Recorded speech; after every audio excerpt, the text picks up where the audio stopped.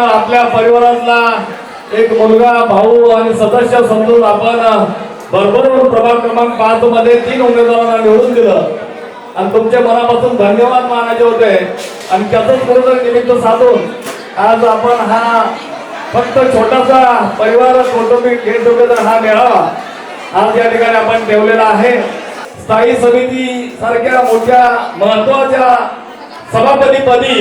आदरणीय गणेशजी नाईक साहेब असो, आदरणीय डॉक्टर संजय नाईक साहेब असो, आदरणीय प्रथम आमदार युवा नेते संदीपजी नाईक साहेब असो, सागरजी नाईक साहेब असो, यांच्या माध्यमातून खऱ्या अर्थाने मला जी या ठिकाणी महत्वाची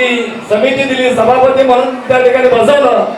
हे सर्व श्रेय माझ्या या प्रभाग क्रमांक 15 विभागातील सर्व सेक्टर 14 आणि 15 आणि प्रभाग क्रमांक 5 मधील माझ्या जनतेचा आहे, हे मला सांगायला फार मोठा आनंद होतोय। त्यामुळं ही महत्वाची जी समिती मिळाली हे केवळ तुमच्या आशीर्वादाने मिळालेले आहे, त्या आशीर्वादाची शिदोरी म्हणून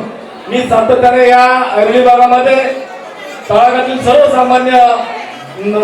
माझ्या रहिवासी बंधू भगिनींना या ठिकाणी खऱ्या अर्थाने न्याय देण्याचा प्रयत्न करत राहील।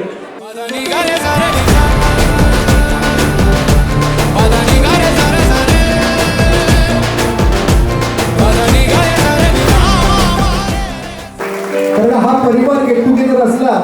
तरी मला खूप अनुभव आहेत। मी महाराष्ट्रामध्ये कार्यक्रम करत असतो की यार एखादा नगरसेवक झाल्यानंतर प्रत्येक जण विसरतो, 5 वर्ष येतील तेव्हा बघितलं जाईल, पण अशोक पाटील आणि संगीता बहिणीला मी खूप जवळून ओळखतो की त्यांनी केलेल्या जी एवढी कामं आहेत ती कधीच कुठली गोष्ट विसरत नाही। त्यांचा हळदी कुंकूचा कार्यक्रम 5000 महिलांनी भरलेला असतो, त्यांचा दांड्याचा कार्यक्रम खूप मोठा असतो,